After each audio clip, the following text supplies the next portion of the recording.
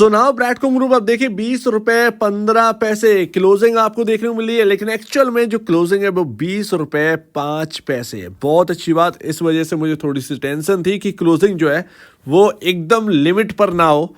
अब वो बेनिफिट्स मैं आपको बाद में बताऊंगा, लेकिन अभी हाल फिलहाल में कांग्रेट्स, बड़े दिन बाद 1 डेढ़ महीना और कुछ ऐसा होते दिखा जो कि कहना था सर्किट लिमिट चेंज होगी 20%। तो हर तरफ पॉजिटिव इन्वायरमेंट है। म्यूचुअल फंड का डेटा आना शुरुआत हो चुकी है, निपॉन का आ चुका है। ग्रो अभी स्टार्टिंग वाला फेज है उनका, तो वो तो धीरे धीरे धीरे धीरे करके करेंगे, बट यहाँ पर जो डेटा है वो निपॉन का बहुत अच्छा आता हुआ दिखा है। अभी जैसा कि कहा था कि सर्किट लिमिट चेंज होगी, 20% सर्किट लिमिट होगी। अब टाइम मैं कैसे बता सकता हूँ, एक क्लियर एक बात, टाइम मैं कैसे खुद बता सकता हूँ कि कितना टाइम में ये चेंज हो जाएगी। बस एक अंदाजा लग गया था कि सर्किट लिमिट चेंज होगी, क्योंकि यहां पर एएसएम लिस्ट से बाहर। अब एएसएम से बाहर है भाई साहब, 1 महीना हो गया और सर्किट लिमिट चेंज ना हो, ऐसा तो हो ही नहीं सकता। ऊपर से ये स्टॉक एक रेंज में बस 5-10 पैसे ऊपर नीचे, तो ये तो सीधी सा इंडिकेशन है कि स्टॉक के अंदर जो सर्किट लिमिट है वो चेंज होनी है। ऊपर से वॉल्यूम भी अच्छे थे, और आज वॉल्यूम देखिए 11.10 करोड़ का वॉल्यूम है। ऊपर से यहाँ पर ऑर्डर देखिए 191 ऑर्डर लगे हुए हैं। तो अभी आज बहुत अच्छा दिन बीता है। ऊपर से चार्ट अगर आप देखेंगे तो और भी खूबसूरत नजर आएगा। तो वेल डन, जिसका इंतजार था हो गया, टाइम लगा, लेकिन एक झटके में वो सारी दिक्कतें जो थी वो एक झटके में दूर हुई। मतलब अभी तक का यहाँ पर जो है ना रिकॉर्ड जो है वो तो यहाँ पर है। तो अभी सारा इन्वायरमेंट जो है पॉजिटिव है। म्यूचुअल फंड का डेटा बढ़िया है, आपका सर्किल लिमिट चेंज हो गई है। उम्मीद करता हूं कि ये सर्किल लिमिट जो है वो बरकरार रहेगी 20% की लगातार। और जो मैं आपसे कह रहा था कि यहां पर 20 रुपए 5 पैसे बंद हुआ, अगर ये सर्किल लिमिट पर क्लोजिंग देने लगा तो सर्किल लिमिट की जो नॉर्म्स हैं वो यहाँ पर जो है ना इसकी तरफ से वॉयलेट होने लगेंगे, और उसके बाद फिर 10% में बदल जाएगा, फिर 5% में वापस। तो 5% पे जाना किसे है? मुझे तो नहीं जाना भाई, ना 10% पे जाना है, मुझे तो 20% रखना है। धीरे धीरे चलेंगे, 5-7% तो बढ़िया है, यही बेहतर है। और 1 डेढ़ महीने की सुस्ती, और यहां पर ध्यान रखिएगा 16 रुपए 45 पैसे, 16 रुपए ये आपके मजबूत सपोर्ट है। 1 डेढ़ महीना कंसोलिडेट इन लेवल्स पर किया है, और डाउन भी जाता था फिर भी अब आ जाता था। तो ये आपको देखने मिला एक कैंडल, और देखिए कितनी बड़ी कैंडल, मतलब आपके सामने। हालांकि आज जो यहां पर जो है अपने को थोड़ा सा हायर साइड से एक प्रॉब्लम आई है, जो कि ऑलरेडी आप जानते हैं कि 21 रुपए तक स्टॉक कोई ठीक ठाक हाल में नहीं है। ये ध्यान रखिएगा। सर्किल लिमिट चेंज होगी, सब कुछ अच्छा हो गया, बट जब तक 21 रुपए नहीं निकलेगा, कल तो निकल ही जाएगा, पॉसिबल है कल निकल जाएगा। तो वो तो यहाँ पर है। आज अच्छा पता क्या हुआ? आज अच्छा ये हुआ है कि खुला सही जगह पर, एकदम फ्लैट स्टार्टिंग इसकी 17 रुपए 10 पैसे के आसपास अराउंड, वहां से तेजी कंटिन्यू हुई। तो आपको भी मौका मिला, कोई ऐसा भी नहीं कि कोई खरीदने से रह गया हो, सबको मौके ही मिले हैं ब्रैडकॉम ग्रुप के अंदर। मुझे लगता है कि ये तेजी जो है ना कंटिन्यू होनी चाहिए, और अब देखते हैं कि कहां तक जाने की तैयारी हो रही है। पहले 21 रुपए पड़ा हुआ है, 21 रुपए निकलने दो। 21 रुपए बड़ा हर्डल है हमारे सामने, ये कोई आम बात नहीं है। और अगर वहां से थोड़ी सेलिंग अगर आई तो इसमें ताज्जुब की बात नहीं होगी। तो ध्यान रखिएगा, 21 रुपए कल पड़ेगा, और यहां पर देखते हैं कि 21 रुपए निकलता है या नहीं निकलता है। और एक ही दिन में सारा का सारा खेल जो है ना वो बदल गया, और मार्केट कैप 4050 करोड़ के आसपास।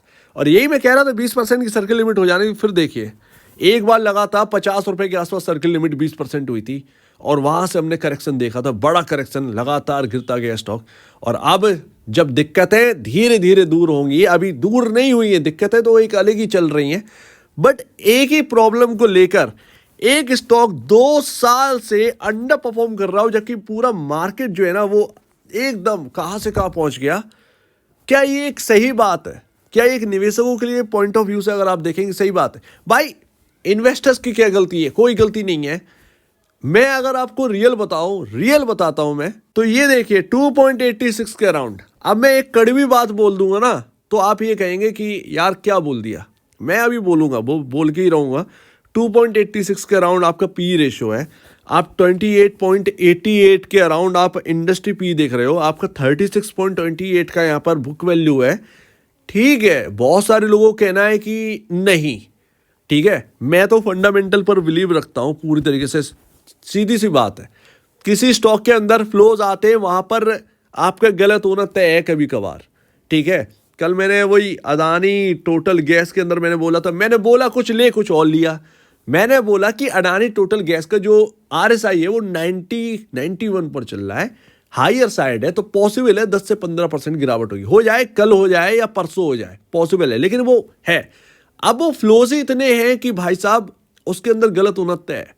ठीक है ना, कभी कभार आपको गलत होना तय है, अदरवाइज ऐसा नहीं हुआ कि अडानी टोटल गैस में गलत पड़ गए हो, अभी तक ऐसा नहीं हुआ। लेकिन जब चल रहा है तो भैया चल रहा है, पैसे आ रहे हैं तो आ रहे हैं, लेकिन है तो हायर साइड, जिस दिन गिरेगा वो RSI चक्कर में वो तो हो गई। तो वैसे बता रहा हूं कि भाई साहब यहाँ पर फंडामेंटल पर हम कभी गलत शिफ्ट नहीं हुए। ठीक है, तो इसको ध्यान रखिएगा। 2.86 का है बैट, जो भी ले रखे हैं ना, परफेक्ट बैट है आपकी, इससे बेहतर और क्या होगा। और अभी ना अगर आप देखेंगे, ये देखिए पी रेशियोज कहां पर है, आप कहां पर है, इनकी 10% के बराबर है, ओनली 10%। बूम तो बहुत कुछ है उसके अंदर, ब्रैडकॉम ग्रुप के अंदर। मैं तो 10 के पी की बात कर रहा हूं, 70 रुपए। ठीक है, मैं 20 के पी पर आ जाऊंगा तो 140 रुपए का प्राइस हो जाता है ब्रैडकॉम ग्रुप का। 140 रुपए पर 20 का पी होगा, तब भी अंडर वैल्यूड रहेगा स्टॉक, तब भी अंडर वैल्यूड रहेगा। अगर आप ये नहीं समझ सकते तो और कुछ नहीं समझ सकते। एक बात बताइए, कड़वी बात है, पेटीएम लिस्ट हुआ, लोगों ने रिस्क ले लिया, बहुत हाथों हाथ रिस्क लिया, 2200 पर रिस्क ले लिया, कुछ पता नहीं आगे क्या होना है, कंपनी लॉस मेकिंग, कुछ नहीं पता आगे क्या होना है।